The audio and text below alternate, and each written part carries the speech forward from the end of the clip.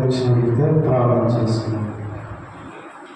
మహాగణుడా, పరిశుద్ధుడా, మీ పాదాలకి స్తోత్రము చెల్లిస్తున్నాం. మీ శిలువ రక్తం ద్వారా కడిగి పరిశుద్ధపరిచి మీరు మమ్మల్ని రక్షణ భాగం కలిగేసిన విధానం బట్టి మీ ఘనమైన ప్రేమకై వేలాది స్తుతి స్తోత్రములు చెల్లిస్తూ ఘనపరుస్తూ మహిమపరుస్తూ ఉంటున్నాం. ఇంతవరకు దేవా పాటల్లో మీరు మహిమ పొందాలి, ఇంకా చక్కగా పాడగల కృపను కూడా సహాయం చేయమని మీ పాదాలను బట్టి నేను ప్రార్థిస్తున్నాను. దేవా సహాయం చేయాలి. నా హృదయ కాలం నుంచి ఇంతవరకు నా ప్రభావం ఈ యొక్క కొడుకులంతా మీరు చక్కగా జరిగిస్తూ ఉంటున్న విధానం బట్టి నా స్తోత్రం చెల్లిస్తూ ఉంటున్నా. మీ దైవ సేవకుల ద్వారా నా ప్రభావం మీరు మాట్లాడుతున్న వర్తమానాన్ని దేవ స్తోత్రం చెల్లిస్తూ ఉంటున్నా. మరి నా ప్రభావం పాటలు పాడిన వారిని కూడా దీవించి ఆశ్రయించాలి. ఇంకా చక్కగా పాడగల కృపను కూడా సహాయం చేయబట్టి ప్రార్థిస్తూ ఉంటున్నాం. ఇంకా రావాల్సిన కూడా ఉన్నారు, వారందరూ కూడా దేవా మీరే సకాలంగా నడిపించబట్టి ప్రార్థిస్తూ ఉంటున్నాం. మార్గంలో ఉన్నవారు, ప్రయాణంలో ఉన్న వారందరూ కూడా దేవా మీరే నడిపించి సహాయం చేయబట్టి ప్రార్థిస్తూ ఉంటున్నాం. మరి నా ప్రభావం వాక్యానికి నిలబడుతున్న విధాసం కూడా మీరు నేత్రాత్మక ధ్యానకరణ దయచేయబట్టి ప్రార్థిస్తూ ఉంటున్నాం. సంఘములకు మాకు కావాల్సిన క్షేమకరణ వాక్కు అందించి దేవా మీరు మహింపబట్టి ప్రార్థిస్తూ ఉంటున్నాం. విన్న వాక్కు మా హృదయంలో ఉంచుకొని భద్రం చేసుకొని వాటిని పోలి నడుచుకున్న భాగం కూడా సహాయం చేయబట్టి ప్రార్థిస్తున్నాం. దేవా ఇలాంటి విషయాలు మీరు ఘనత మహింపు ఆలోచించుకొని దాని కుటుంబంలో మీరు మహింపుకు సహాయం చేయండి. ఇలాంటి అభ్యంతరాలు లేకుండా సహాయం చేయమని మా ప్రభువుని యేసుక్రీస్తునామమున అడిగి ప్రార్థిస్తున్నాము తండ్రి. ఆమేన్.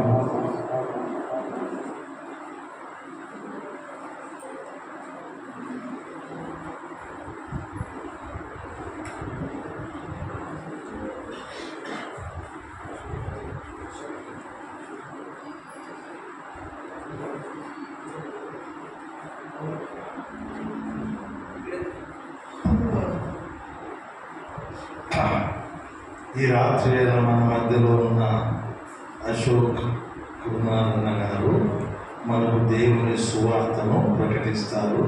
శ్రద్ధగా విని మనం అనేక రక్షణార్థుల కొరకు ప్రార్థన చేస్తాం.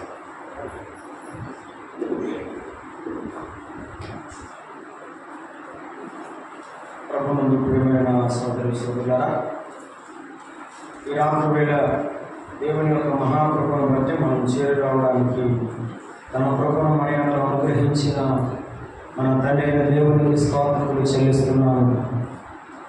అలాగే చేరి వచ్చిన మీ అందరికీ కూడా నా ప్రేమ వందనాలు తెలియజేస్తున్నాను. పరిశుద్ధ గ్రంథంలో నుండి మనం దేవుని వాక్యాన్ని చదువుకుందాం.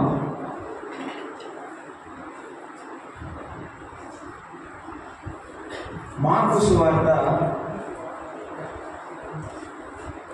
5వ అధ్యాయము 25వ వచనం నుండి మనం చదువుకుందాం. మార్కు సువార్త 5వ అధ్యాయము 25వ వచనం నుండి. 12 ఏళ్ల నుండి రక్తస్రావము కలిగిన ఒక స్త్రీ ఉండేను. ఆమె అనేక వైద్యుల చేత ఎన్నో తిప్పలు పడి కలిగినదంతా అని చదువుతాను. తర్వాత నాకు సహాయం చేయండి. అనేక వైద్యుల చేత ఎన్నో తిప్పలు పడి తనకు కలిగినదంతా వ్యయము చేసుకొని ఎంత మాత్రము ప్రయోజనము లేక మరింత సంకటపడాడు. ఆమె యేసును గురించి విని నేను ఆయన వస్త్రములు మాత్రము ముట్టిన బాగుపడుదును అనుకొని జనసమూహములో ఆయన వెనుకకు వచ్చి ఆయన వస్త్రము ముట్టాను. వెంటనే ఆమె రక్తధార కట్టెను కనుక తన శరీరంలోని ఆ బాధ నివారణ ఏదని గ్రహించుకొనెను.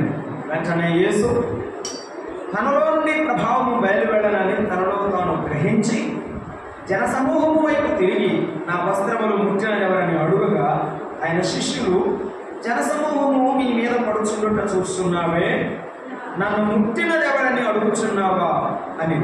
ఆ కార్యం చేసిన ఆమెను కనుగొనవలనని ఆయన చుట్టూ చూశాను. అప్పుడు ఆ స్త్రీ తనకు జరిగినది ఏమి భయపడి వణుకుచూ వచ్చి ఆయన ఎదుట సాగిలపడి తన సంగతి అంతయు ఆయనతో చెప్పాడు. అందుకు ఆయన, కుమారి, నీ విశ్వాసము నిన్ను స్వస్థపరచను, సమాధానము కలదానివై పొమ్ము, నీ బాధ నివారణ అయి నీకు స్వస్థత కలుగునుగాక అని ఆమెతో చెప్పాను. చదవబడిన వాక్య భాగమును దేవుడు దీవించినట్లు ప్రార్థన చేసుకుంటామండి. ప్రార్థన. దయాళుడైన దేవా, స్తోత్రాలు కూడా ఈ 3 దినాల కూడికలో మొదటి కూడికలో ప్రభువా పగటి కాలమంతా మీ లేఖనములు ఆలకించే భాగ్యం ఇచ్చినందుకు స్తోత్రములు. ఈ రాత్రి వేళ మా ప్రభువా మీ వాక్యమును మేము చదువుతున్నాము, మీ వైపు మేము చూస్తున్నాము. నాయన మాతో మాట్లాడండి మా ప్రభువా. మీ మాటలు మాకు వినబడుచుండగా వినగల చెవిని, గ్రహించగల మనస్సును కలిగించాలి. ఇంకా నువ్వు రక్షణ లేని బిడ్డలకు వినబుద్ధి పుట్టించి ఈ రాత్రి సిలువ వేయబడిన యేసుక్రీస్తు ప్రభు ప్రత్యక్షపరచబడినట్లుగా అందరితో మాట్లాడమని మహిమ పొందు.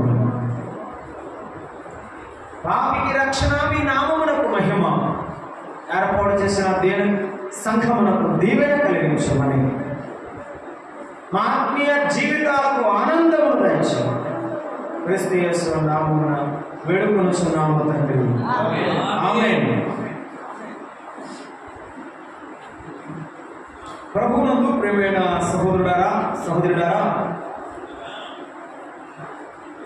మార్కు సువార్తలో 5వ అధ్యాయంలో ఈ భాగంలో మనం చదువుకున్నటువంటి వాక్య భాగాన్ని మనమందరము ఎరిగి ఉన్నాం. ఇదే భాగము లూకా సువార్త 8వ అధ్యాయంలో 43 నుండి 48 వరకు ఉన్నది.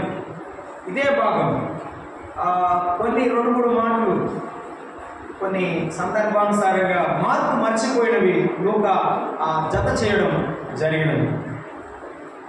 ఈ భాగము నేను చదువుచుండగా ప్రభువు నాకు ఇచ్చిన తలంపును ఈ రాత్రి వేళ మీ ముందుంచాలని ఇష్టపడుతున్నాను. మనం చదువుకున్న భాగంలో రాయబడినటువంటి స్త్రీ పేరు లేదు, కానీ ఆమె యొక్క జీవితమును గురించి మాత్రం దేవుడు బైబిల్ గ్రంథంలో ముద్రించాడు. అది ఆయన చిత్తమైనది. ప్రపంచంలో ఎందరో జన్మిస్తున్నారు, చనిపోతున్నారు. కొందరు మంచి పేరు కలిగి చరిత్రలో ఉన్నారు, కొందరు చరిత్రలో వారి పేరులే లేవు, అసలు వారి ప్రస్తావనే లేదు. కానీ ఇదిగో ఈ స్త్రీ యొక్క ప్రస్తావన బైబిల్ గ్రంథంలో ఉండడానికి దేవుడే కారకుడు. అసలు ఈ లోకంలోకి నీవు రావడానికి, నేను రావడానికి ఎవరు కారకుడు? ఆయనే కారకుడు, ఆయనే. అయితే ఈ రాత్రి వేళ ఈమె యొక్క జీవితమును చదువుచుండగా దేవుడు నాకు ఇచ్చినటువంటి మొదటి మాట ఏమిటంటే, చదువుతారా?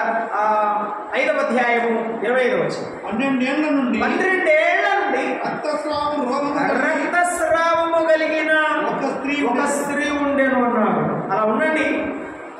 లూకా సువార్త 8వ అధ్యాయం 43వ వచనం కూడా చదవండి. 8వ అధ్యాయము 43వ వచనం. అప్పుడు 12 ఏళ్ల నుండి రక్తస్రావము గల ఒక స్త్రీ ఎవరి చేత స్వస్థత నొందనిదై ఆయన వెనకకి వచ్చెను. రక్తస్రావము కలిగిన స్త్రీ అని చెప్పబడింది. రక్తస్రావము కలిగిన స్త్రీ, ఆమెకు ఎన్ని ఏళ్ల నుండి బలహీనత ఉన్నది? 12 ఏళ్ల ఉన్నది. మానవ జీవితంలో స్త్రీలకు పుట్టుకతోనే ఒక బలహీనత ఉన్నది. ఏమున్నది? పుట్టుకతోనే ఒక బలహీనత ఉన్నది.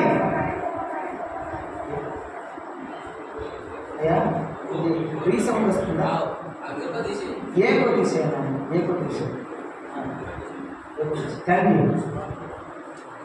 ఆమెకు పుట్టుకతోనే బలహీనత ఉన్నది అని మనం చూస్తున్నాం. కాదు, ప్రతి స్త్రీకి తన జీవితంలో జన్మతో వచ్చిన బలహీనత ఏమిటి?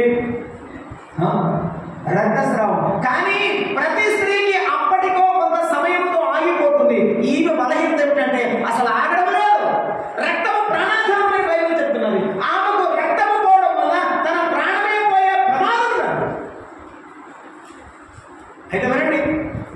ఇది ఏ రోగం అంటే జన్మతో సంక్రమించిన రోగం. ఏమిటిది? ఇది జన్మతో సంక్రమించిన బలహీనత. ప్రతి సహోదరికి జన్మతో సంక్రమించిన బలహీనత. కానీ ఆ స్త్రీకి మాత్రం అది రోగముగా ప్రాప్తించింది. అది రోగముగా ప్రాప్తించింది. ప్రతి మానవులో కలిగేటువంటి బలహీనత వ్యసనమవుతున్నది. నిజమంటారా కదా? ఆమె బలహీనత రోగమైందిలే. ఆమె బలహీనత ఏమైంది? రోగమైంది. కానీ ప్రతి మానవుని యొక్క బలహీనత వ్యసనమవుతోంది. అది తన జీవితానికి పాపమునకు కారణమై జీవితానికి పతనానికి కారణమవుతుంది. ఈ రాత్రి దేవుని మాటలు వింటున్నప్పుడు వీళ్ళారా, ఆ స్త్రీ కాదు, ఆనాడు ఆ స్త్రీ ఆ రోగంతో బాధపడింది. ఈనాడు ప్రతి మానవుడు పాపరోగంతో బాధపడుతున్నాడు. ఎప్పటి నుంచి? కీర్తన గ్రంథం 51వ కీర్తన 5వ వచనం. 51వ కీర్తన 5వ వచనం.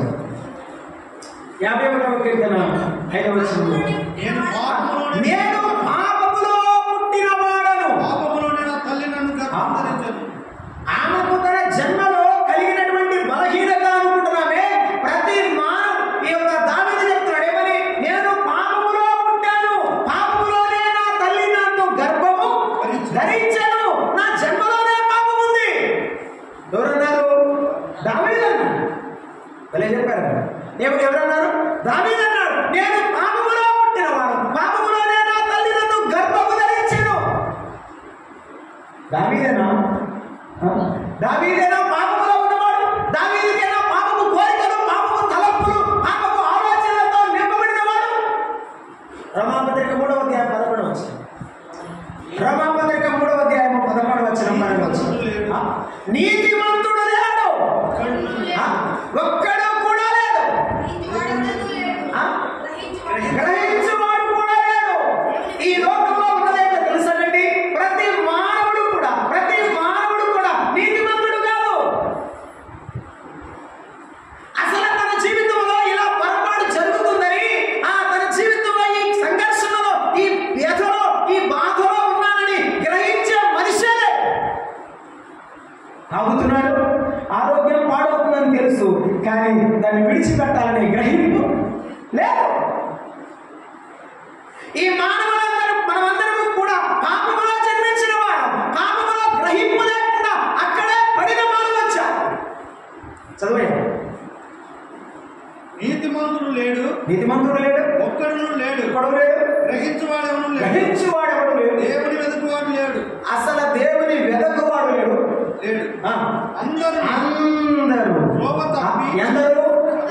దావీదా నీ ఇంటి ప్రకారం ఆ ఊరి చివరన్న తాగుబోతా? కాదు, లోకములో ఉన్నవారు అందరూ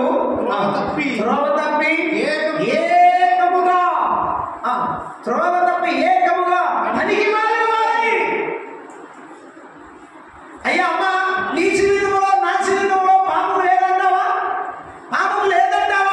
కీర్తనకారుడు చెప్తున్నాడు, అబద్ధములాడుచు పుట్టుకతోడనే అబద్ధములాడుచు తప్పిపోవచ్చున్నారు. నేను ఇలా అడుగుతాను, మీరు చెప్పండి. మా ఊర్లో అబద్ధం ఆడేవాళ్ళు ఉన్నారు, మీ ఊర్లో ఉన్నారా? చెప్పండి. మా ఊర్లో అబద్ధం ఆడేవాళ్ళు ఉన్నారు, మా ఊర్లో బూతులు తీర్చేవాళ్ళు ఉన్నారు, మీ ఊర్లో ఉన్నారా? మీ ఊర్లో ఉన్నారా? దానికి ఏమైనా కాలేజీ ఉందంటండి? దానికి ఏమైనా స్కూల్ ఉందా?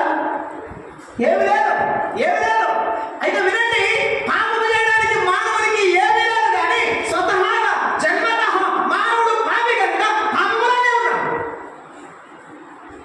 పాపం ఎక్కడి నుంచి రాలేదు, పుట్టుకలోనే వచ్చింది. ఒక మనుషుని ద్వారా పాపము ద్వారా మరణము లోకంలోనికి ఎలాగో సంప్రాప్తమైంది, ఒక మనుషుని ద్వారా జీవం ఇవ్వడానికి దేవుడి చిత్తమైంది. ఇలాంటి వేళ మేము చెబుతున్న సువార్త, ఈ చెబుతున్న ప్రతి మాట మానవ జీవితంలో సత్యమైనది. ప్రతి మానవుడు పాపములో ఉన్నవాడు, పాపము ఆలోచనలో ఉన్నవాడు. ఒక మాట చదువుతారా? రోమాపత్రిక 7వ అధ్యాయం 8వ వచనం. రోమాపత్రిక 7వ అధ్యాయం 22 నుంచి అయితే సంతోషం. బట్టి అంతరంగ పురుషుడు దేవుని ధర్మశాస్త్రం నందు 22 అంతరంగ పురుషుడు బట్టి దేవుని ధర్మశాస్త్రం నేను ఆనందించుచున్నాను కానీ వేరొక నియమం వేరొక నియమము నా అవయవములలో ఉన్నట్టు ఎక్కడుంది చెప్పాలి, ఎక్కడుంది? వేరొక నియమమే లేదు, ఎక్కడుంది? అవయవములో ఉంది, శరీరములో ఉంది. ఏం చేస్తున్నది? అది నా మనస్సునందున్న ధర్మశాస్త్రముతో పోరాడుతున్నది. బైబిల్ చదువుతున్నాడు, ప్రార్థన చేస్తున్నాడు, కానీ పాపాన్ని మానే మనసు రావడం లేదు. యేసయ్యా నా బ్రతుకు మార్చుకుందాం అనుకుంటున్నాను, నా జీవితాన్ని నేను విడిచిపెడదాం అనుకుంటున్నాడు. కానీ ఈ మనిషిలో ఏముంది? పాప స్వభావము. అందుకే అయ్యో నేనెంత దౌర్భాగ్యుడను, అయ్యో నేనెంత దౌర్భాగ్యుడను, నా శరీరము పాపముతో ఉంది, నేను విడిచిపెట్టాలనుకున్నా, నేను మంచి చేయాలనుకుంటున్నాను కానీ చేయకూడని కీడే చేస్తాను. ప్రతి మనిషి సంఘర్షణ ఇది. ఎవరు బిడ్డలారా ఆలోచన చేయండి. మంచిగా బ్రతకాలనుకుంటావు, తల్లిదండ్రులకు మంచి పేరు తేవాలనుకుంటావు, కానీ నీ జీవితంలో పాపాన్ని బట్టి, నీ కోరికను బట్టి, నీ పాపాన్ని బట్టి నువ్వేమైపోతున్నావు అంటే దారి తప్పిపోతున్నావు. ఆమె పాపరోగంతో ఉందనుకున్నావు కానీ మానవుడా ఈ రాత్రి ఆలోచన చేయి. నీలో ఉన్నది పాపం కాదా? నీలో ఉన్నది ఆ చెడ్డ చూపు కాదా? నీలో ఉన్నది ఆ చెడ్డ నడక కాదా? ఎన్నాళ్ళకు మారతావు? ఆమె యేసయ్య దగ్గరకు వచ్చి బాగుపడింది. ఈ రాత్రి నువ్వు కూడా యేసయ్య దగ్గరకు రా. ఆమె యేసయ్య దగ్గరకు వచ్చి ఆమెను ముట్టి బాగుపడింది. ఈ రాత్రి నీవు కూడా రా. నీ బతుకు మారిపోతుంది. ఆమె రోగం పోయింది, నీ పాపం పోతుంది. ఈ జన్మతో వచ్చిన పాపం పోవాలంటే ఒక మాట అన్నాడు. గమనిస్తారా ప్రియులారా? ఆ పేపర్ రాసినటువంటి మొదటి పత్రికలో మనం జ్ఞాపకం చేసుకుంటున్నాము. ఆయన జన్మతో వచ్చిన పాపము పోవాలంటే ఆయన కూడా మనవలే రక్త మాంసములలో పాలివాడు. కాబట్టి ఆ పిల్లలు రక్త మాంసములు గలవారైనందున ఆ ప్రకారమే మరణం యొక్క బలము గలవారిని అపవాదిని నశింప చేయుటకును ఆ మరణ భయం నుండి దాస్యం నుండి విడిపించటకును ఆయన కూడా మనవలే రక్త మాంసములలో పాలివాడు. అగ్ని జ్వాలల వంటి నేత్రములు, అమరగిరి పోలిన పాదములు గలవాడు. ఆ దేవాది దేవుడు ఎవరు సమీపింపరాని తేజస్సులో ఆయన మాత్రమే వసించుచున్నవాడు. రక్త మాంసములు లేనివాడు ఏమయ్యాడు? చెప్పండి ఏమయ్యాడు? రక్త మాంసములు ధరించి ఆయన మనవలే మానవుడయ్యాడు. కానీ ఆయన మన వంటి వాడు కాదు. ఆయన జన్మ విచిత్రమైనది, ఆయన జీవితం విశేషమైనది. నీ కొరకు నిన్ను ప్రేమించి యేసయ్య ఈ లోకానికి వచ్చాడు. ఆమెను ప్రేమించి ఆ ఊరికి వచ్చాడు. ఆమె దగ్గరకు రా, గుర్తుపెట్టుకున్న మాట. ఆమెను ప్రేమించి ఆ ఊరికి వచ్చాడు, ఆమె దగ్గరకు రా. కానీ ఆమె ఆయన దగ్గరకు వచ్చింది. ఈ రాత్రి వేళ నీ జీవితంలో ఉన్న పాపం, నీ జీవితంలో ఉన్న సంఘర్షణ, నీ జీవితంలో ఉన్నటువంటి ఆ వ్యథ పోవాలంటే యేసయ్య దగ్గరకు రా. నీ జీవితంలో సమస్తాన్ని నువ్వు విడిచిపెడతావు. యేసయ్య నీ కృపాదేవులతో నిన్ను నింపుతాడు. రోమాపత్రిక 3వ అధ్యాయంలో మనం చూస్తాం 23వ వచనంలో, ఏ భేదములు లేదో అందరూ పాపము చేసి దేవుడు గురించి మహిమను ఏ భేదము లేదు. అయ్యో చదువుకున్న వారు బాగుంటారండి, వారు మంచి తెలుగు కలవాళ్ళండి, వాళ్ళు ఎంత మంచి విద్యా బుద్ధులు కలిగిన వాళ్ళు, ఎంత మంచి వాళ్ళండి, చాలా మర్యాదస్తులండి అని నీవు అనుకుంటున్నావు. నేను కూడా అట్టే అనుకుంటున్నా. పెద్ద పెద్ద డాబాల్లో పెద్ద మనసులు ఉండవు, చిన్న పూరీలలో చిన్న మనసులు ఉండవు. ఆస్తిని బట్టి అంతస్తుని బట్టి మనసు రాదు, బుద్ధిని బట్టి వస్తుంది. ఏ భేదము లేదు. ఆస్తి భేదమా, అంతస్తు భేదమా, రంగు భేదమా, ఏ భేదము లేదు. అందరూ పాపం వచ్చేసి దేవుడు గురించి మహిమను పొందలేకపోతున్నాం. ఒక మాట చదువుకుందాం. రోమాపత్రిక 1వ అధ్యాయము 24వ వచనాన్ని మనం చదువుకుంటున్నాం. రోమాపత్రిక 1వ అధ్యాయము ఈ హేతువు చేత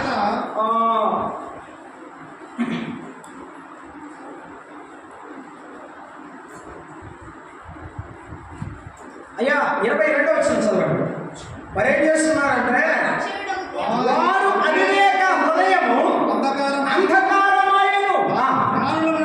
తాము జ్ఞానులమని చెప్పుకోవచ్చు. ఎవరిలో ఈ హెలికాప్టర్ తయారు చేసిన వాళ్ళు, ఎవరిలో ఈ బస్సుని వాహనాలు నడుపుతున్న వారు, ఇప్పుడున్న సెన్సార్ టెక్నాలజీ ఉపయోగిస్తున్న మానవుడు ఏమనుకున్నాడంటే నేను జ్ఞానిని అనుకున్నాడు. వారి జ్ఞానం ఏమవుతుందంట? చెప్పండి చెప్పండి, ఏమవుతుంది ఆ జ్ఞానం? వారి జ్ఞానము అవివేక హృదయమాయెను. మంచి డాక్టరేట్ చదివాడండి, నాకులాగా పిహెచ్డి పట్టా పొందాడండి, మాతో పాటు జాబ్ చేస్తున్నాడండి, బాగా మాట్లాడతారు. ఎవరు వస్తే అసలు సార్ ఎంత మంచివాడో అనుకుంటారండి. కానీ అటు పక్కకు పోయి సిగరెట్ తాగుతున్నాడు.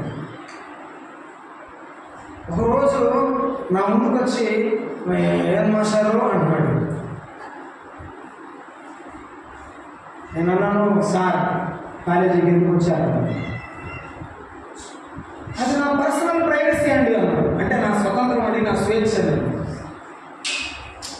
ఎంత చదివినా ఏం లేదు, చెప్పండి, జ్ఞానం లేదు. తల్లితో బిడ్డతో ఎలా ఉండాలో, సమాజంలో ఎలా ఉండాలో, మనుషులతో ఎలా ప్రవర్తించాలో మర్యాద. వారి అవివేక హృదయం ఏమైంది? అంధకారమైంది, అంధకారమైంది, చీకటైంది. తాను చేస్తూ ఏమనుకున్నాడు? వారు జ్ఞానుల మొదలుకొచ్చు ఏమయ్యారు? బుద్ధిహీనుడు. బుద్ధిహీనంగా మారిపోయింది, దిగజారిపోయారు. ఈనాడు చదువుకున్న వారైనా చదువు లేని వారైనా హీనమైన. ఎందుకంటే నీవు పాపములో పుట్టావు అమ్మా, నీవు పాపములో పుట్టావు కాబట్టి ఈ ఆలోచనలో. అలాగే నీ పాపం పోవాలంటే పవిత్రుడని యేసయ్య యొద్దకు రండి. ఈ రాత్రి వేళ పవిత్రుడని యేసయ్య యొద్దకు రండి. ఈ యొక్క రక్తస్రావం గల స్త్రీ జన్మతో కలిగిన తన యొక్క రోగాన్ని పోగొట్టుకోవడానికి యేసయ్య యొద్దకు వచ్చింది. రెండవ మాట చూద్దాం, చూడండి. మార్కు సువార్త 5వ అధ్యాయము 25వ వచనం. ఆ రోగం ఎటువంటి రోగం? ఒకటి జన్మతో సంక్రమించిన రోగం. 2 12 ఏళ్ల నుండి రక్తస్రావం రోగం కలిగిన ఒక స్త్రీ ఉండెను. ఆ స్త్రీ ఉండెను. ఆమె అనేక వైద్యుల చేత ఎన్నో తిప్పలు పడి ఇది తిప్పలు తెచ్చిన రోగం. ఇదే రోగం చెప్పండి, ఇది తిప్పలు తెచ్చిన రోగం. ఆ డాక్టర్ దగ్గరికి వెళ్ళింది. అయ్యా ఏ డాక్టర్ చెప్తే చూడండి మనకు బలహీనత అనుకోండి, ఎవరు చెప్పినా ఏంటో మేనమా వస్తాడు, హాస్పిటల్కి ఎందుకు పోయారా, నేను చెప్పిన హాస్పిటల్ పోమంటే ఉమ్మడికి పోతావు. మళ్ళీ ఇంకొక అన్న పెన్నమ్మ పెద్దమ్మ వచ్చింది, అయ్యేంద్ర ఆయన మావాడికి తగ్గింది, నువ్వు ఈ హాస్పిటల్ ఎందుకు ఇంకొక హాస్పిటల్కి పోతావు. ఆ చివరికి ఆ కోర్స్ వాడకుండానే హాస్పిటల్ కూడా తిరుగుతూ ఉంటారు. ఆమె కూడా తన జీవితంలో తన సొమ్మంతా ఎన్నో తిప్పలు పడ్డది. దేన్ని బట్టి? రక్తస్రావం. దేన్ని బట్టి? రక్తస్రావం బట్టి. ఈ రాత్రి ప్రభు మాట్లాడుతున్నాడు, నీ జీవితంలో ఉన్న నీ పాపాన్ని బట్టి నీకు తిప్పలు, నీ జీవితంలో ఉన్న ఆ చిన్న బలహీనతను బట్టి నీకు తిప్పలు. ఎందుకు కష్టాలు, ఎందుకు కన్నీళ్ళు, ఎందుకు శ్రమ, ఎందుకు రోదన నీ జీవితంలో ఉందో తెలుసా? పాపమును బట్టి. కీర్తన గ్రంథం 31వ అధ్యాయం 10వ వచనం. కీర్తన గ్రంథం 31వ అధ్యాయం 10వ వచనాన్ని మనం చదువుకుంటున్నాం. నా బ్రతుకు ఎట్లా చెప్పమ్మా, మంచి గట్టిగా. నా బ్రతుకు దుఃఖముతో వెళ్ళబుచ్చుచున్నాను. ఎందుకు దుఃఖం? వద్దు లేస్తే ఎవరు మాటైనా వింటా, ఇది తగ్గితే చాలయ్యా, ఏం చెప్పమన్నా చేస్తా, ఇది తగ్గితే చాలయ్యా అని దుఃఖముతో నిండిపోయింది, బాధతో నిండిపోయింది. ఆస్తి పోయింది, అంతస్తు పోయింది, అందరూ పోయారు, కానీ ఇది మాత్రం పోలేదు. నా బ్రతుకు దినములంతా దుఃఖముతో నిండిపోయాను. నిట్టూర్పులు విడుస్తున్నా. నిట్టూర్పుడు వినండి, ఇది తగ్గదు. ఇది ప్రార్థనకు పోయినా తగ్గదు, ఇది ఎక్కడికి పోయినా తగ్గదు. ఎందుకులే దీని గురించి ఆలోచించడం అనేటువంటి అవగాహనకు ఒక చివరి కన్క్లూషన్ రావడం నిట్టూర్పు విడుస్తున్నా. ఏదైనా నేను నమ్ముకున్నాను, నీ సదైవ వస్తున్నాను, నాకేమీ లేదు. నిట్టూర్పు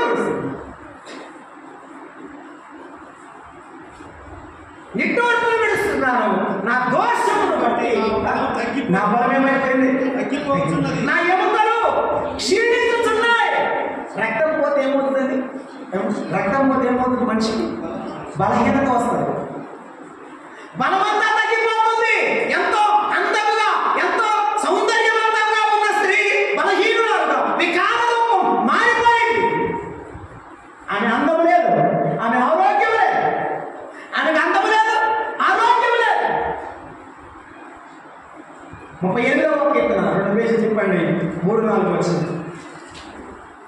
ఆమె తన జీవితంలో కలిగిన బలహీనత వల్ల ఆమెకి అందము పోయింది, ఆరోగ్యం కూడా పోయింది. దావీదు ఏమంటాడు? నీ కోపాగ్ని వలన ఆరోగ్యము నా శరీరమును విడిచిపోయెను, నా పాపమును బట్టి నా ఎముకలలో స్వస్థత. ఈ రోజున రక్తస్రావ రోగిని గురించి కాదు మనం మాట్లాడుకుంటుంది. నీ జీవితంలో నెమ్మది ఎందుకు లేదో తెలుసా? నీ జీవితంలో దుఃఖం ఎందుకో తెలుసా? నీ జీవితంలో చుట్టూ శ్రమలు, వాటి మధ్యలో నువ్వు ఎందుకు నిలబడ్డావంటే నీ పాపముని బట్టి, నీ దోషమును బట్టి. నా దోషములు నా తల మీదగా పొర్లి, ఎన్ని దోషాలట?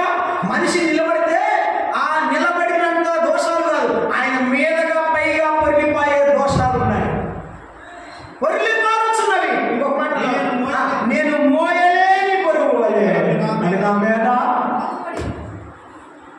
వంగిపోయి వంగిపోయి ఆరోగ్యం నశించిపోయి అలాగే నడవాల్సి వస్తుంది. ఈ బతుకు ఈడవాల్సి వస్తుంది. ఎంత దుఃఖం! మనశ్శాంతి లేదు, నెమ్మది లేదు. బతుకుతుంది, తింటుంది, కానీ నెమ్మది లేదు. జీవించుతున్నామన్న పేరున్నది, చనిపోయినట్టే ఉన్నది, చనిపోయినట్టు. ఎందుకంటే ఈ అనారోగ్యం వల్ల ఆమెకు ఎన్నో తిప్పలు, ఎన్నో కష్టాలు, ఎన్నో ఇబ్బందులు. మానవుడా, ఈ రాత్రి వేళ నీ పాపం వలన నీకు నెమ్మది ఉండదు, నీ పాపం వలన నీకు ఆరోగ్యం ఉండదు, నీ పాపం వలన నీ కుటుంబానికి శాంతి లేదు. సామెతల గ్రంథం మానవుని పాపం వలన మానవునికి నెమ్మది లేదు, మానవుని పాపం వలన మానవునికి శాంతి ఉండదు. ఆమె అనారోగ్యం వలన ఆమెకి తిప్పలు కలిగినట్టుగా నీవు నీ జీవితంలో దేవుని విడిచిపెడితే నీకు నెమ్మది ఉండదు, నీవు పాపంలో ఉంటే నీకు శాంతి ఉండదు. 23వ కీర్తన, సామెతల గ్రంథము 23వ అధ్యాయం, క్షమించండి, సామెతల గ్రంథము 23వ అధ్యాయం 29వ వచనం ఏమన్నాడు? ఎవరికి శ్రమ, ఎవరికి దుఃఖం, ఎవరికి హేతువు లేని గాయములు, ఎవరికి జగడములు, ఎవరికి చింత, ఎవరికి హేతువు లేని గాయములు, ఎవరికి మంద దృష్టి, కళ్ళు కనపడటం లేదు, దారి నడవాలంట. ఎంత తాగినా అప్పు తీరడం లేదు, ఇంటిలో భార్య పిల్లలు సంతోషంగా లేరు అంటున్నాడు. ద్రాక్షారసంతో పొద్దుపుచ్చు వారికే కదా, కలిపిన ద్రాక్షారసం రుచి చూడ చేరువానికే కదా. ద్రాక్షారసము మిక్కిలి ఎర్రబడక గిన్నెలో తడతడలాడుచుండగా త్రాగుటకు రుచిగా ఉండగా దాని వైపు చూడవద్దు. దాన్ని చూస్తే చాలు. ఏమండి, ఇప్పుడు కాదంటే నేను 4 దినాల క్రితం ఈ ఎలక్షన్ జరగకముందు పొద్దున్నే తెల్లవారుజామున ప్రభు పనికి వెళ్తున్నాను. వెళ్ళే దారిలో నాకు 3:30కి బండి అని చెప్పారండి. అది లేట్ అయ్యింది, 4:30 అయింది. నేనేం చేశానంటే 3:30కే బయలుదేరాను. ప్రభు కొడుకు వల్ల అది అందింది లేదు. దాన్ని వెళ్తుంటే 4కి షట్టర్ పైకి కూర్చొని ఉన్నారు. మీకు తెలిసే కదా, ఎన్ని గంటలకి? 4 గంటలకి షట్టర్ బయట కూర్చున్నారు అన్నమాట. వైన్ షాప్ బయట షట్టర్ బయట కూర్చున్నారు. నేను అనుకున్నాను, ఏం వచ్చిందిరా, వాళ్ళు ఏమన్నా పనికి వచ్చారా? త్రాగడానికి కూడా నిద్ర మానుకొని వచ్చారు. చూడండి వారు ఎంత బానిసలుగా బ్రతుకుతున్నారు. నేను చూసినప్పుడు ఎంతో బాధ వేసి, అయ్యో ఆరోగ్యం పోతుందా, వారు లక్ష్యం పెట్టడం లేదు, భార్య ప్రతిమలాడినా, పిల్లలు దుఃఖంతో ఉన్నా, ఎన్ని అప్పులప్పాలైనా, కుటుంబం శోక సముద్రంలో నిండినా ఈ తాగుడు మానడే, ఈ బ్రతుకు మార్చుకోడే. తిప్పలు తెచ్చే రోగమని తెలియదు, నీ బలహీనత నీ కుటుంబానికి నష్టమని తెలియదా? సామెతల గ్రంథం అన్నాడు, పాపము ప్రజలకు అవమానం. నీ బలహీనత ఏమిటో నీకు అంటాడు, నేను తల ఎత్తి చూడలేకపోతున్నాను. తలెత్తుకుందామని బజార్లో పోతే తల ఎత్తుకోలేకపోతున్నాను. ఎందుకంటే నేను చేసిన పరంపర, నేను చేసిన తప్పిదం అంటాడు. ఈ రాత్రి వేళ ఏ తప్పిదంలో ఉన్నావో నీకు చెప్పిన ఆ బలహీనతలు నీకు ఎన్నో ఇబ్బందులు తెచ్చాయి, శ్రమలు తెచ్చాయి. ఈ రాత్రి యేసయ్య పిలుస్తున్నాడు. ఆ శ్రమలన్నీ పోగొట్టేవాడు, మనశ్శాంతినిచ్చేవాడు, నెమ్మదినిచ్చేవాడు పిలుస్తున్నాడు. ప్రయాసపడి భారం వస్తున్న సమస్య చూడాలా, నా ఎద్దకు రండి, నేను మీకు విశ్రాంతినిస్తాను, నేను మీకు నెమ్మదినిస్తాను. లోకములో నెమ్మది లేదు మిత్రులారా, గమనించండి. లోకములో శాంతి లేదు. ఏ వ్యక్తి నీకు నెమ్మదివ్వలేదు. సినిమా హాల్కి వెళ్తే గంట విశ్రాంతి, గంట సంతోషం, అంతే. ఆ తర్వాత నీ ముందే మద్యము తాగిన వాడు మత్తు దిగే వరకే, మత్తు దిగిన తర్వాత వాడి జీవితం అగమ్యకు వచ్చాడు. మీరు అడగండి తాగుబోతుంది, బాబా ఎందుకు తాగావు, అంకులు ఎందుకు తాగావు అడిగితే మరి అబ్బాయి అప్పులన్నీ మర్చిపోదామని అంటాడు. తాగి దిగిన తర్వాత ఉంటాయా పోతాయి? అడే ఉంటాయి, మొత్తం పోతాయి. ఇంకా మాట చెప్పాలంటే తాగి మరి కాసిన అప్పులు ఎక్కువ పోతాయి. ఇలాంటి నీ జీవితంలో ఏది బలహీనత నీకు ఆ శ్రమలు చేస్తుందో, కష్టాలు చేస్తుందో దాన్ని విడిచిపెట్టు. ఇదిగో ఈ స్త్రీ తన తిప్పలు పడి దాన్ని పోగొట్టుకోవాలని బాధపడుతుంది. ఈ రాత్రి నీవు కూడా ఆ బాధలో ఉంటే, ఆ కష్టంలో ఆ శ్రమలో ఉంటే విడిచిరా దాన్ని, ఆ పాపాన్ని విడిచిపెట్టురా, ఆ దోషాన్ని విడిచిపెట్టురా. కొంతమందికి సెల్ ఫోన్ ఒక పెద్ద పాప వలయం అయిపోయింది. కొంతమందికి వాట్సాప్, ఇన్స్టాగ్రామ్, ట్విట్టర్, ఫేస్బుక్, ఎవరి పిల్లలందరూ కూడా దాంట్లో తలబెట్టి ఇక బయటికి రావాలి. నహూము గ్రంథంలో ఒక మాట అన్నాడు, ఏమంటే వాడు గాలము వేసి, వాడు వల వేసి ముళ్ళు బట్టి చిక్కించుకొనుచున్నాడు. ఏమిటి వల?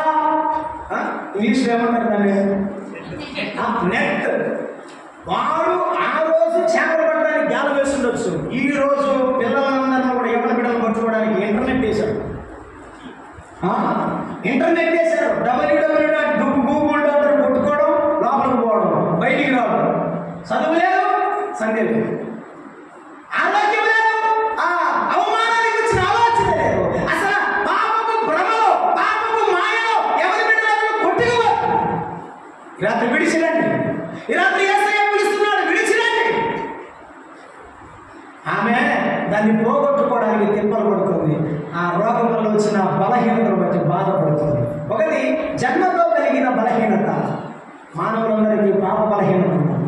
రెండు, ఆమె రక్తస్రావ రోగం వల్ల తిప్పలు తెచ్చుకున్నది. మానవుల పాపం వల్ల తిప్పలు ఉన్నాయి, విడిచిరండి.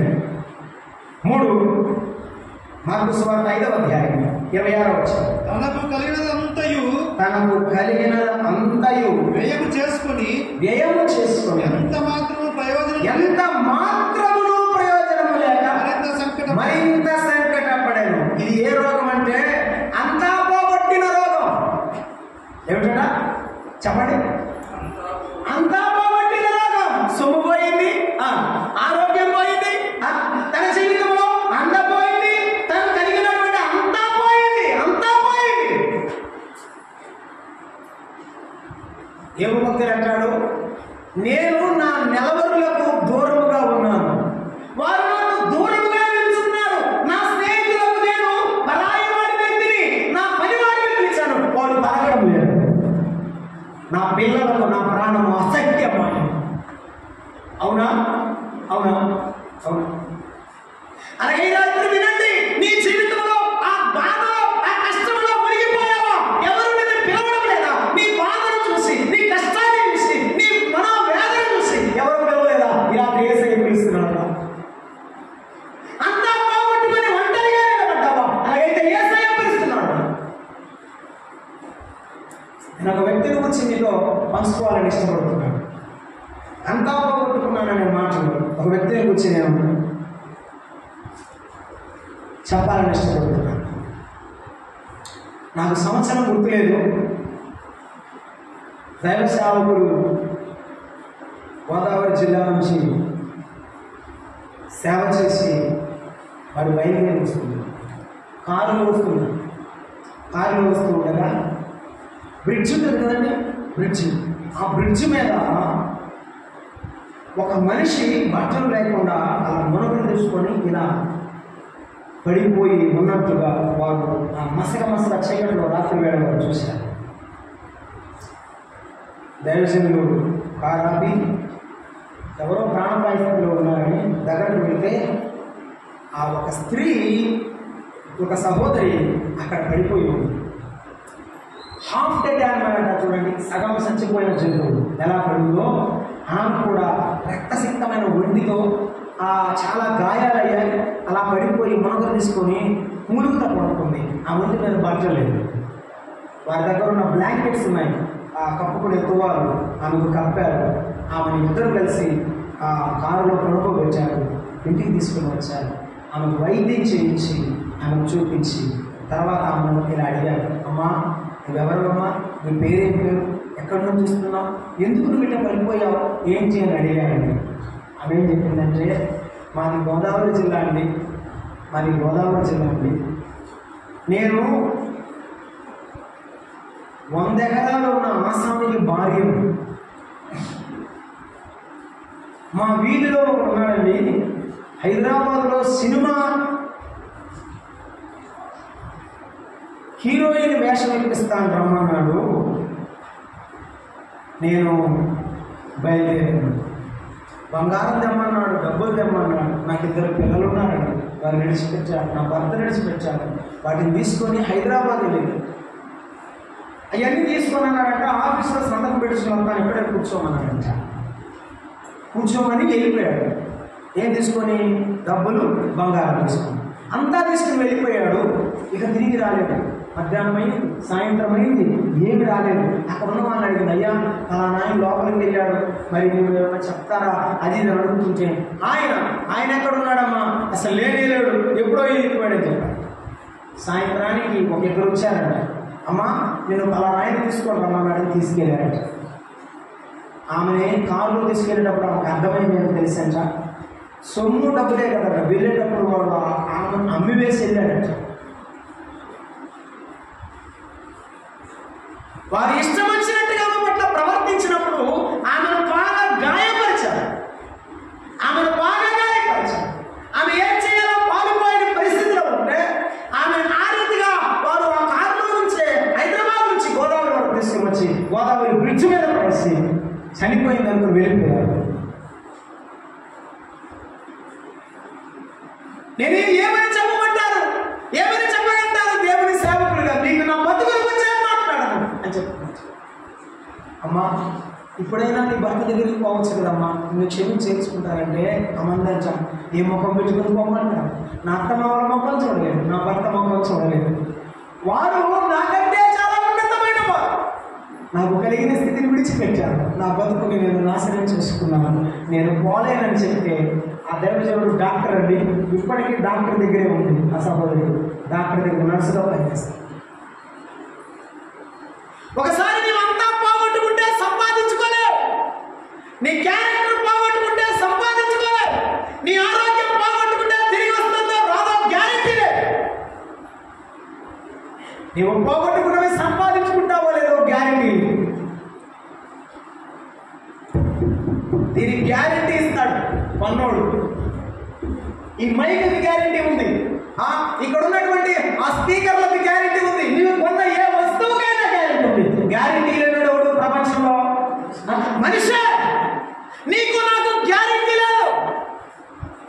ఈ గ్యారెంటీ లేని బ్రతుకులో ఎందుకు ఇలా అయిపోతున్నావో తెలుసుకో, ఎందుకు ఇలా తడబడిపోతున్నావో, ఎందుకు ఇలా నలిగిపోతున్నావో, ఎందుకు ఇలా తిప్పలబడి అనేకమైన బాధలు తెచ్చుకుంటావో తెచ్చుకో. ఈ రాత్రి దేవుడు నీతో మాట్లాడుతున్నాడు, తిరిగిరా.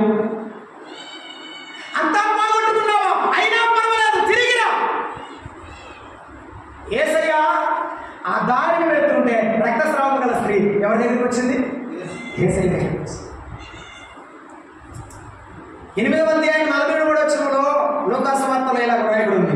అసలు ఆ రోగముట ఎవరి చేతను స్వస్థత పొందలేని రోగం, ఎవరు తీర్చలేరు, ఎవరు ఆ రోగాన్ని బాగు చేయలేరు. అమ్మా ఆ రోగానికి ముందులే వచ్చేమో ఇప్పుడు మా టెక్నాలజీని బట్టి, కానీ పాపరోగానికి ముందే అసలు నీ మనసుకు ముందే. చెప్పాలి గట్టిగా. మోసకరమైనది. అది అమ్మను మోసం చేస్తుంది, అన్నను, అక్క చెల్లెండను, అన్నదమ్మను, కట్టుకున్న కడకు భర్తను, భార్యను కూడా మోసకరమైనది. అది ఘోరమైన వ్యాధి. దీనికి మందు లేదు, మనసుకు మందు లేదు, మనోవ్యాధికి మందు లేదు. కానీ ఒక వైద్యుడు పరలోకం నుంచి వచ్చాడు. ఆయన మన ప్రభువు యేసుక్రీస్తు. ఆయన అనేకులను బాగు చేశాడు. తన చేతి స్పర్శతో, తన వస్త్రముల యొక్క స్పర్శతో, ప్రభావంతో ఆయన స్వస్థపరిచాడు. ఈ రాత్రి నిన్ను పిలుస్తున్నాడు, నీ జీవితాన్ని బాగు చేయకొని పిలుస్తున్నాడు. ఎవరు బాగు చేయలేని జీవితాన్ని ఆయన బాగు చేస్తాడు. నీ జీవితాన్ని ఆయన బాగు చేసే దేవుడు. ఎవడు బాగు చేయలేని రోగం ఎందుకు ఒక మాట చెప్తా. మత్తయి సువార్త 17వ అధ్యాయంలో చదువుతా, 15 వచనాన్ని. మత్తయి సువార్త 17వ అధ్యాయం 15 వచనం. 17వ అధ్యాయం 15వ వచనం. 15 నా కుమారుని కనియనంపుము, వాడు చాంద్రరోగి అయి మిక్కిలి బాధపడుచున్నాడు. జాగ్రత్త. తండ్రి ఏమన్నాడు? వాడు చాంద్రరోగి అన్నాడు. 18వ వచనం చదవండి. 18వ వచనం. అంతటా యేసుక్రీస్తు ప్రభువు ఆ దయ్యమును గద్దింపగా, అప్పుడు దానికి జనం ఏమనుకున్నారు? వీడికి చాంద్రరోగం ఉందనుకున్నారు. యేసయ్య రాగానే ఏం బయటపడింది? దెయ్యం ఉందని బయటపడింది. నీ జీవితంలో యేసయ్య దగ్గరకు రాకపోతే నీవెవరో నీవు తెలుసుకోలే. నీవు ఎంత పాపమో మునిగిపోయావో తెలుసుకోలే. సాతానుడు చేసే భ్రమ ఏంటో తెలుసా? ప్రార్థనకు రానివ్వడు, వచ్చిన ఆయన మాట వినలేము. ఈ రోజున యవన బిడ్డల హృదయాల్లో ఉన్నదాన్ని తెలుసుకోవడం ఎవరి వల్ల కాదు. తండ్రి అనుకుంటున్నాడు వీడికి చంద్రరోగమే అనుకుంటున్నాడు, అసలు ఉంది వీడిలో దెయ్యం. మా అబ్బాయిలో ఆ ఒకటేలే అంటూ ఉంటాడు నాన్న. ఇంట్లో ఉండి మా అబ్బాయి అంత మంచోడు, ఆ ఒకటేలే అనుకుంటాడు. కానీ అన్ని ఎరిగిన దేవుడు ఒకరోజు బయటేస్తాడు. నీ జీవితాన్ని పూర్తిగా బాగు చేసేవారు ఎవరూ లేరు. ఎందుకంటే నీ హృదయాన్ని గ్రహించే మానవుడే లేడు. యేసయ్య మాత్రమే ఆయన గ్రహించగలవాడు. యేసయ్య మాత్రమే అందరి హృదయమును ఎరిగిన వాడు, అందరి ఆంతర్యమును ఎరిగినవాడు. నీ మనసును ఎరిగిన వాడు పిలుస్తున్నాడు రాత్రి. నీ పాపాన్ని బాగు చేయాలి, నీ పాపమును తన రక్తముతో కడిగివేయాలి. వస్తావా ఈ రాత్రి? ప్రేమైన బిడ్డ, సోదరుడా, సోదరి, వస్తావా? యేసుక్రీస్తు ప్రభువారు బాగు చేసేదేవుడు. ఆయన ఏం చేసేదేవుడు? బాగు చేసేదేవుడు. రండి మత్తయి సువార్త 5వ అధ్యాయానికి అలా వస్తున్నాం. 5వ అధ్యాయము 27వ వచనం. ఈ రోగము గురించి మనం విన్నాం కదా. ఆమె యేసుని గురించి విని ఈ రాత్రి వేళ యేసుక్రీస్తు ప్రభువారిని మేము ప్రకటిస్తున్నా. అనేకులను స్వస్థపరిచిన దేవుని ప్రకటిస్తున్నా. పాప మానవాళిని రక్షించడానికి ఈ లోకానికి దిగి వచ్చిన యేసయ్యను ప్రకటిస్తున్నా. పాపములను రక్షించడం క్రీస్తు యేసు ఈ లోకమునకు ఆయన పాపని రక్షించడానికే వచ్చాడు. ఈ లోకంలో ఉన్న అనారోగ్యాలు, బలహీనతలు ఒకప్పుడు ఉండిపోయాయి, కానీ పాపము పోనిది నీ వెంటబడి వచ్చేది. నీ పాపమే నీ జీవితంలో ఉన్న నీ క్రియలన్నీ వెంట వస్తాయి. అలాగైతే నీ జీవితంలో పాపం పోగొట్టుకోవాలి అంటే ఆమె యేసు మాట విని అనే మాట వింటున్నాం. ఈ రాత్రి వేళ యేసయ్య మాట వింటావా? అమ్మా, యేసయ్య మాట విని ఆయన దగ్గరకు వస్తావా? నా మాట విని నన్ను పంపిన వాడు విశ్వాసం ఉంచేవాడు నిత్య జీవము, వాడు తీర్పులోనికి మరణములో నుండి జీవములోనికి దాటుకున్నాడు. ఆ అగ్నిగుండమును దాటించే దేవుడు ఆయన తీర్పులోనికి రాకుండా ఆయన కృపను కప్పేవాడు, ఆయన దయను కప్పేవాడు, నిన్ను పరలోక రాజ్యం చేర్చేవాడు. యేసయ్య రాత్రి పిలుస్తుంది. నీ పాపాన్ని విడిచిపెట్టకుండా అక్కడే ఉంటే నీ జీవితంలో నీవు అలాగే నశించిపోతావు. నీ పాపాన్ని విడిచిపెట్టమని ప్రభువు. ఆమె యేసును గురించి విని ఆయన యొద్దకు 5వ వచనం చూస్తున్నాం. విని నేను ఆయన వస్త్రము ముట్టిన మాత్రము బాగుపడుతును అనుకోని మనసులో ఏమనుకుంది? ఆయనే బాగు చేస్తాడు. ఆయన తప్ప నా రోగాన్ని కానీ బాగు చేసేవాడే ఎవరు లేరు. నాదు పాపముతో పాతబడితిని, రాళ్ళతో నేను తరుమబడితిని, నిలిచాను నీ ముందు దోషినై, నిలిచాను నీ ముందు దోషినై, దొరికింది ఈ పాద సన్నిధి, దొరికింది ఈ పాద సన్నిధి. అమ్మా అది పిలిచావమ్మా, ఇది ఎవ్వరు పిలువని పిలుపు, ఏదన్నడూ వినని పిలుపు. అంతా పోగొట్టుకొని వచ్చిన యేసు ప్రభు వస్త్రము వెనకాల, ఆయన వెనక తట్టు నిలబడి ఆయన వస్త్రాలు ముట్టుకోవడానికి ఇష్టపడుతున్నది. నా దేవుని ముడితే చాలు నేను బాగుపడతాను, నా దేవుని దగ్గరికి వెళితే చాలు నా రోగము బాగుపడుతుంది. ఆమె నమ్మి పరిగెత్తుకొని వచ్చింది. ఈ రాత్రి నీవు నమ్మి వస్తే దేవుడు తన మహిమను చూపిస్తాడు, నీ జీవితంలో పాపాన్ని తీసివేస్తాడు, నీ మనసులో నెమ్మదిని ఇస్తాడు. అందుకనే యేసుక్రీస్తు ప్రభువారు సర్వలోకములో ఉన్న మానవాళిని రక్షించడానికి మానవుడిగా దిగి వచ్చి ఆయన 33.5 ఏళ్ళు ఈ లోకంలో జీవించారు. మనందరి పాపమును మోయడానికి, మనందరి దోషమును మోయడానికి ఆయన మన కొరకు మనవలే రక్తమాంసములలో పాలివాడవడం మాత్రమే కాకుండా పేతురు రాసిన మొదటి పత్రిక 2వ అధ్యాయము, పేతురు రాసిన మొదటి పత్రిక 2వ అధ్యాయము 24వ వచనం 22 నుంచి చదువుతున్నాం. ఆయన పాపము చేయలేదు, ఆయన నోట ఏ కపటము కనబడలేదు. మానవునికి ఉన్న దోషాలేవి ఆయనకు లేవు. ఆయన జన్మ పాపము లేని జన్మ, పరలోకము నుండి నేరుగా మరియ గర్భములో ప్రవేశించినవాడు. హెబ్రీ పత్రిక 10వ అధ్యాయంలో అన్నాడు, నాకు ఒక శరీరమును అమర్చితివి, నీ శరీరం నా శరీరం తల్లి గర్భంలో ఏర్పడింది. ఆయన శరీరం పరలోకములోనే అమర్చబడి మరియ గర్భములో ప్రవేశించిన నేరుగా ఆయన మరియ గర్భంలో ప్రవేశించినాడు. ఆయన పాపము లేకుండా జన్మించాడు, ఆయన పాపము లేకుండా జీవించాడు. నాలో పాపములను మీలో ఎవరు స్థాపిస్తాడని సవాలు విసిరేది దేవుడు. ఆయన పాపాత్మరాలు ఎదురు నిలబడిన ఆమెను అమ్మాయిని పిలిచిన పవిత్రమూర్తి, నిష్కల్మషమైన మనస్సు గలవాడు మన ప్రభువైన యేసుక్రీస్తు. నీ కొరకు నా కొరకు పాపము లేని వాడుగా జీవించాడు. ఆయన పాపము చేయలేదు, ఆయన నోట ఏ కపటమును కనబడలేదు.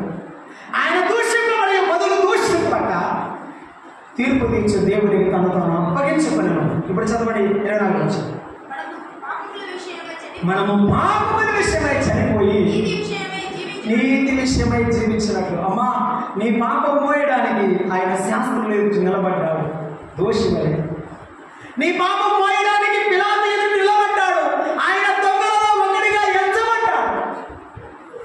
నా పాపం మోయడానికి ఆయన అలాగున శిరస్సు వంచి ఉన్నాడు. ఆయన పిల్లల మీద మనం అగ్నిగుండానికి పెడతామని దేవుడు ఎంతో వేదన చెంది మన పాపమంతా తన భుజాన వేసుకున్నాడు. ఆ యూదులందరూ అనుకుంటున్నారు శిలువపురాను ఆయన భుజాన పెట్టామని, కానీ కాదు కాదు. పేతురు రాస్తున్నాడు, మన పాపములు ఆయన మ్రాను మీద మోసుకున్నాడు, మన పాపాలను మోసుకుని వెళ్ళాడు యేసయ్య. అమ్మా, ఈ రాత్రి ఆయన మాటలు వింటున్నావు కదా, నీ జీవితం అస్తవ్యస్తమైపోయిందని అర్థమవుతుంది కదా. నీ కొరకు దిగి వచ్చిన యేసయ్య నీ పాపాన్ని తన భుజాన మోసుకున్నాడు. ఆయన రక్తసిక్తమైన పాదములతో ఆ ఎత్తైన కొండ వరకు మోసుకుని వెళ్ళాడు. ఆ కొండ మీద ఆయన ప్రాణాలు దొంగల మధ్య ప్రాణాలు తీయబడ్డాడు. ఆ దొంగలు కూడా ఆయన నిందించాడు. ఆ ప్రభు అంటాడు, నిందకు నా హృదయము ప్రదలాలి. ఆయన హృదయం అంతరంగం వలె మైండ్ వలె కరిగిపోయింది. రాత్రి ఆయన మాటలు వింటున్నావా? నీ కొరకు కరిగిపోయిన వాడు ఆయన, నీ కొరకు నలిగిపోయిన వాడు ఆయన, నీ కొరకు కొట్టబడ్డవాడు ఆయన. ఈ రాత్రి విని, అయ్యా నా పాపం కొరకు కొట్టబడ్డావా, నా కొరకు నీవు నలిగిపోయావా, నా కొరకు వేలాడబడ్డావా, నా పాపాన్ని నేను తిరిగి ఉన్నాను, నా పాపాన్ని నేను ఒప్పుకోవాలనుకుంటున్నాను. ఈ రాత్రి ఒప్పుకుంటావా? ఈ రాత్రి నీ పాపాన్ని యేసు ప్రభువును ఒప్పుకుంటావా? 103వ కీర్తన 10వ వచనం, మన పాపములను బట్టి మనకు ప్రతీకారం చేయలేదు, మన దోషములను బట్టి మనకు ప్రతిఫలము ఇయ్యలేదు. ఆయన ప్రతిఫలం ఇస్తే ఎప్పుడో చనిపోయేవాళ్ళమే, ఆయన దండిస్తే ఎవరు మాత్రం తప్పించుకుంటారు. నిన్ను నన్ను ప్రేమించిన దేవుడి రాత్రి వరకు ఆయన ప్రతీకారం చేయకుండా తగొంటున్నాడు. తండ్రి వీరేమి చేయించున్నారు, వీరిని ఇప్పటికీ నీకు తెలియాలని అంటున్నాడు ఆయన. ఆయన ప్రేమ ఎంత గొప్పదో అర్థం చేసుకో. ఇంత గొప్ప రక్షణ నిర్లక్ష్యం చేస్తే ఎలాగో తప్పించుకోలేవు. ఆ యేసయ్య నీకు నీ పాపాన్ని మోసి ఆయన కలువరి శిలువలో నీ కొరకు మరణించి సమాధి చేయబడి ఆయన మానవుడిగా కాక దేవుడుగా మరణాన్ని జయించి తిరిగి లేచాడు. ఈ మాట చెప్పడానికి నేను ఎప్పుడు సంతోషిస్తాను. ఆ మాట చెప్పి నేను ప్రార్థన చేస్తాను. మరట యేసు ప్రభు వారిని సమాధి చేసిన తర్వాత ఒక దైవజనుడు పుస్తకం రాసిన సందర్భం. సమాధి చేసిన తర్వాత సాతాను సమాధి దగ్గరకు వచ్చాడు. వచ్చి ఓ మరణమా యేసయ్య అంటున్నాడు అని అడిగితే ఏం బాధ లేదు, నేను బంధించాను, రోమా సైన్యం యొక్క ముద్రలన్నీ కూడా సమాధి మీద గట్టిగా వేస్తాం, ఏమీ బాధ లేదు, నువ్వు నిశ్చింతగా వెళ్ళిపో, యేసయ్యను బంధించడం నా వల్ల అవుతుంది, ప్రతి మానవుడిని బంధించాను, యేసయ్యను కూడా బంధించాను అని చెప్పిందట. ఆదివారం తెల్లవారుజామున యేసు ప్రభు వారు తిరిగి లేస్తుంటే రోమా ముద్రలు ఏమైపోయాయి, తొలగిపోయాయి, సైనికులు పారిపోయారు. అప్పుడు యేసయ్య వారు సమాధి నుండి బయటికి వస్తే మరణం కూడా పారిపోతుందట. యేసు ప్రభు అన్నాడు, ఓ మరణమా ఆగాగు, నీతో మాట్లాడాలి అంటే మరణమంటుందట, నేను ఆగలే. ఓ మరణమా నీ ముళ్ళెక్కడా, ఓ మరణమా నీ విజయం ఎక్కడా, నన్ను నా బిడ్డలను జయించావు కానీ నన్ను జయించగలిగావా, అయితే ఆగు అని దేవుడు మరణాన్ని శాసించారు. మరణము పారిపోయింది. యేసు ప్రభు ఎదుర్కొంది. ఆ మరణ భయమును తొలగించాలి అంటే, ఆ రెండవ నిత్య అగ్నిగుండాన్ని తప్పించాలి అంటే యేసయ్య ఒక్కడే మార్గం. ఆయన ఏదో రండి,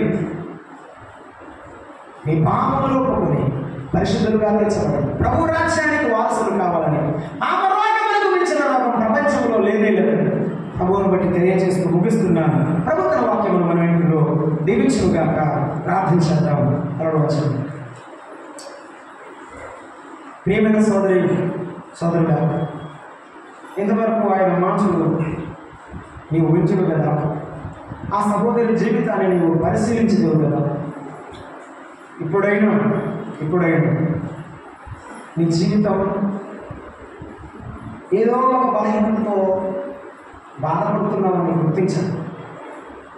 యేసయ్య దేవుడు నన్ను రక్షించేవాడు, నా పాపాన్ని క్షమించి పరలోకం ఇచ్చేవాడని ఎరిగావా? అలాగైతే కప్పుకోవద్దు. అలాగైతే నువ్వు దేవుడు విడిచిపెట్టి వెళ్ళిపోవు. మార్పు చెంది మరొక దాసులు మాట్లాడొచ్చునగా, ప్రభా నేను పాపినను ఒప్పుకో, ఇక్కడ నుండి పరిశుద్ధులుగా వెళ్ళు. కృపణ తండ్రి స్తోత్రాలు పెడుతున్నా. నీ మాటలు అందరూ అన్ని విధాలా పరిచయం సహాయపడు. ఏదైనా దాసుని రెండంత ఆత్మతో బలపరిచి నడిపించు. ఈ రాత్రి ఒక పాపైన వారు మనసు సహాయం చేయండి. యేసు క్రీస్తు నామమున వేడుకొంచున్నాము తండ్రి. ఆమేన్.